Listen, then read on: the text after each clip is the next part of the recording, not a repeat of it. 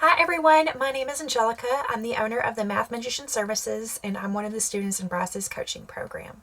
And since today is Valentine's Day, I thought of what better subject to talk about than love. So we're going to talk about how to stay in love or fall back in love with your bookkeeping business. So just like a normal relationship, whenever you first start your business, it can be fun and new and exciting, and there's a lot of things that you really enjoy about it. But as time goes on, there may be certain frustrations that you have with your business.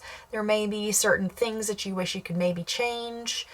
There's just some things like the new has worn off and you're no longer as excited about it. You're kind of used to how things are, and so there just may not be enough spontaneity or new things going on in your business that can kind of make you fall out of love with that business. So we're going to talk about how to stay in love or fall back into love with your business. So just like with a normal relationship, you are usually drawn to whatever person that you're going to be with because of whatever reason. And so just like with bookkeeping, one of the things that drew me to it was it played a lot to the skills that I already had. I really enjoyed it, and I knew this was something that I could see doing long term. Not only that, but I knew there was very little overhead. It's something I could do from home. It's something that I could achieve while traveling on the road. There were a lot of things that I found very valuable about this business and things that I knew that I could build on to make my business more exciting as time went on. And so I feel like even though I've had my business for 3 years now, I am still in love with my business. I still get excited about it. There have been times that there has been a little bit of monotony, but just like in every relationship, there may be good days or bad days. There may be days that you're just kind of frustrated with that person and you're just like, I need to take a step back. And sometimes that can happen within your business. But something to remember is why you started your business in the first place. Just like when you think about a relationship, what drew you to that person in the first place? What was it that you just really loved about them so much? And likewise, what made you want to start your business in the first place? What was it that drew you to it? And so think about that and remember why you started in the first place. Maybe it was a passion of yours. Maybe it was out of necessity. If it was out of necessity, have you come to love it? Just like in an arranged marriage, sometimes there's an arranged marriage, you may not have 100% wanted to go for it, but maybe over time that love has grown. So just think about what it is about your business that made you want to start it in the first place. So then one of the second things is if you're feeling frustrated with your business, think of what exactly is frustrating you. What are your biggest pain points within your business? Just like when you're in a relationship, you may be feeling that out of love feeling because there may be something frustrating you that you haven't expressed to that person yet. You may not even know that that's an actual thing until you sit down and think about it and go, why am I feeling this way towards this person or towards this business? So what is frustrating you about that business? I know for me, sometimes my frustration comes from I feel like I have more to offer and nobody can see that value, but I don't feel like I do a very good enough job of putting that value out there. Like right now, I'm on the search for more quality, high-paying clients than I am searching for quantity. I would rather have 10 high-paying clients that really want to use me for my services and trust me wholeheartedly than a bunch of small fry businesses that I have, 30 of them, but they're only paying me $100 a month. So that's something that I've had a frustration with, and one of the things I reached out to Bryce for a few months ago was I was feeling this way, and so as time goes on, I'm starting to do that. I've kind of realized as time goes on, I don't necessarily have time for certain tasks that I would potentially like to do, and so that leads me to my next step. If you're feeling frustrated in your business and you are taking on certain tasks, like right now for me, I'm trying to focus on the actual normal work that comes with a bookkeeping business, as well as a new exciting venture that I'm going to be talking about soon. And that's one of my other points. But one of the things that I actually really do enjoy, but just don't have the time for, is reaching out to certain people, going back and following up with emails. And so I am going to have to delegate those responsibilities to someone else. I actually just spoke with someone yesterday that's a virtual assistant that can help me within these tasks. And I do realize that I can be a little bit of a control freak when it comes to it. And so I need to take a step back and realize that it's okay for someone else to handle those responsibilities, and then it will actually open up more time for me to focus on that bookkeeping business that I have and enjoy so much. And so, to me, that time that I can spend, doing the actual work and making other endeavors that I really want to do, that's important to me. So delegate tasks you find monotonous, or if they're taking away from your interest, hand them off to someone else. I am, like I said, I can tend to be a bit of a control freak. This is my baby. This is my business. This is what I built from the ground up. So I have a lot of pride and love for it. And so handing it off to someone else can be a little bit scary for me. But when it comes to sending out emails and such like that, like I'm literally giving away just a small part of my soul to someone else to handle those things. And you never know, sometimes someone may handle that a little bit better. So the next point that I was saying about taking away from your interests. So just like any normal relationship, sometimes you tend to just do your everyday life. There really aren't a lot of sparks happening. I am coming up on my 10-year anniversary, and I can say that I still love my husband so much without a doubt.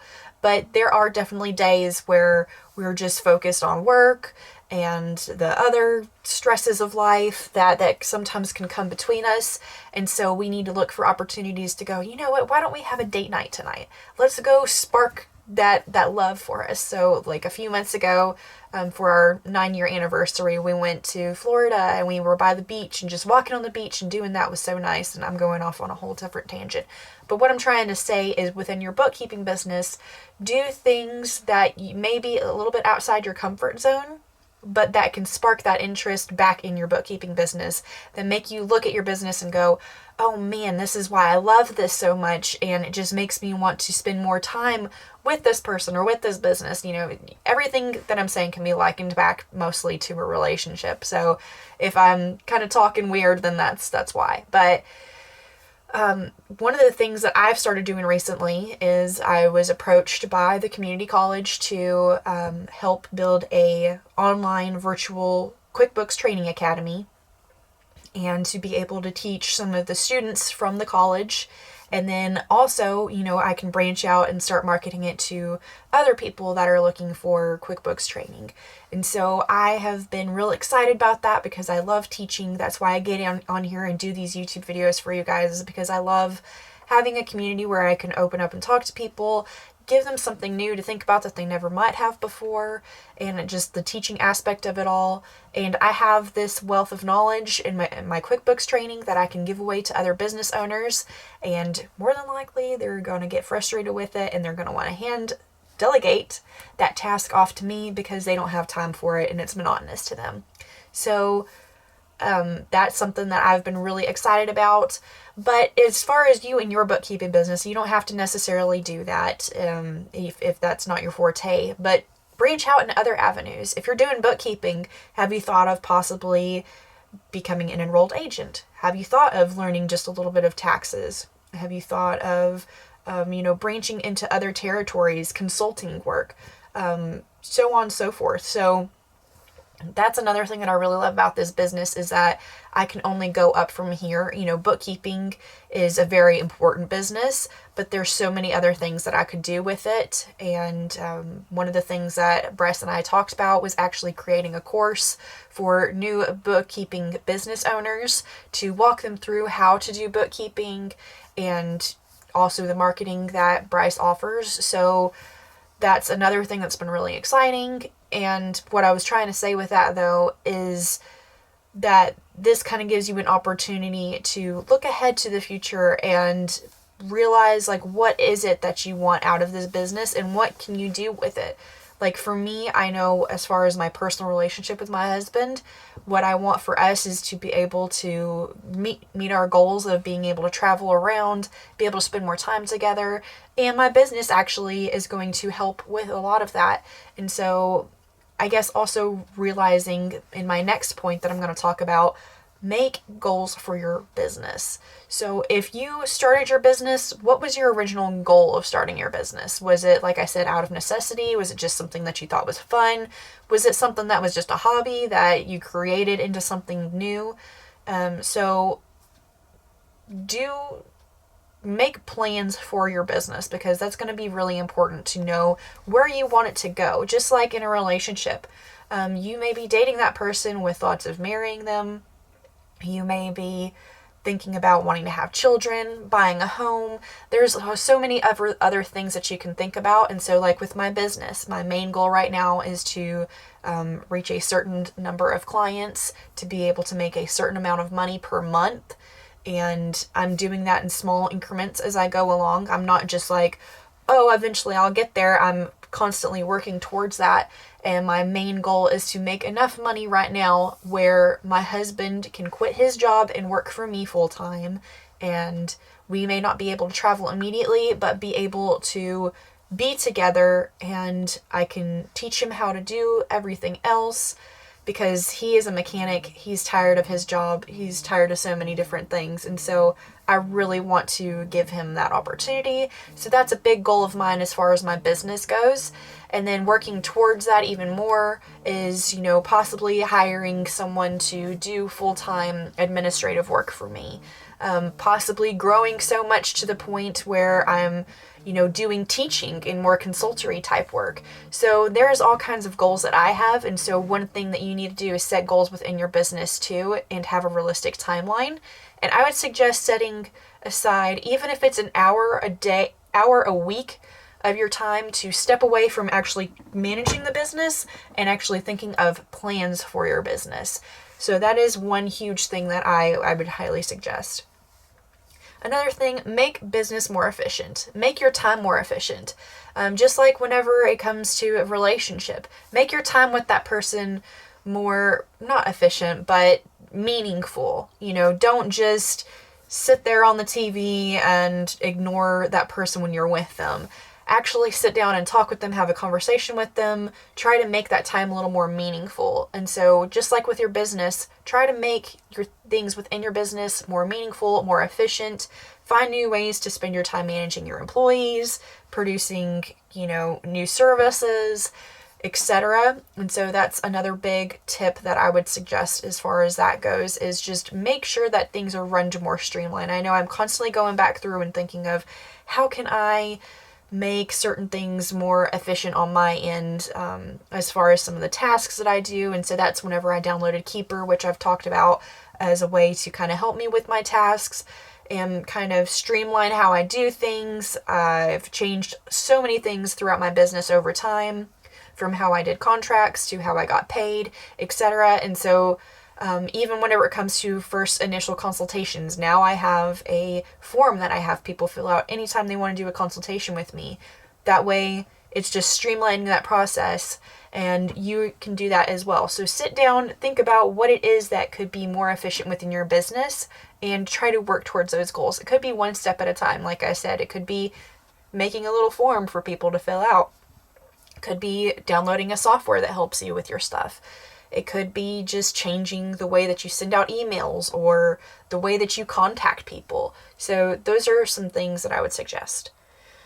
Another thing is, just like whenever you're on a date with another couple, and if they are kind of not the best couple and they are fighting and they're not very enthusiastic about each other, it can be very awkward. And I've seen it happen so many times where you're with that particular couple and then you end up going home and you're fighting and bickering with your couple, and it just doesn't equal a good thing. And likewise, whenever it comes to running your own business, if you're meeting with business owners who aren't enthusiastic about their business, that are having so many struggles, you can start bad-mouthing your business and then making those things that you say become a reality and start feeling even more frustrated in your business. And that cannot be a very good thing for you. So meet business owners and network with business owners that are enthusiastic about their business, that are trying to pursue other things and move forward. Someone that's not going to be constantly talking badly and poorly about their business, because it makes you feel like, well, why are you even in this if you hate it so much? Just like when you talk to someone and they're working a corporate job and they talk about how much they hate their job. You realize that they have to have that job to pay their bills, but you also think, there are so many other jobs that you could do. Why don't you try to do something else instead of just complaining about it so much if you hate it that much? And so I guess what I'm trying to say is try to center around people that are like-minded and want to progress their business. I know being in Bryce's coaching program, I'm in part of his Facebook program, and then we have our weekly Zoom meetings, and being around a community of people that are excited about growing their business and learning about their business and trying to just do more things within their business is very exciting and motivating itself. And I know it's motivated me. I'm sure it's motivated countless others. Just hearing each other's success stories, realizing that those are things you can achieve, and just, I guess, encompassing yourself and surrounding yourself with people that do feel that way. And then finally, remind yourself of all the good moments. Think of the very first time that you got paid, the very first time you sent out an invoice and you got paid for your work. Think of the very first time that you got a client, how excited you were whenever you closed that sale, when they wanted to work with you, when they were willing to pay what you were asking. Remember whenever you decided to branch out and learn taxes and you got your first tax client that way. Remember whenever you set up your first email address and you started to get your first business email and you started to get mail addressed to you in your business, and so many exciting, fun things. So remember all the good moments, just like in a normal relationship. Think about when it first started. What was so great about it? What continues to be so great about it? Think and reflect and make sure that you're putting your business in a positive light. So anyways, I know this video was a little bit random, but I hope that y'all enjoyed this video. If you have some other tips and other things that you've done to make sure to stay in love with your business or keep that love growing within your business, then leave a comment down below. I'd love to hear it.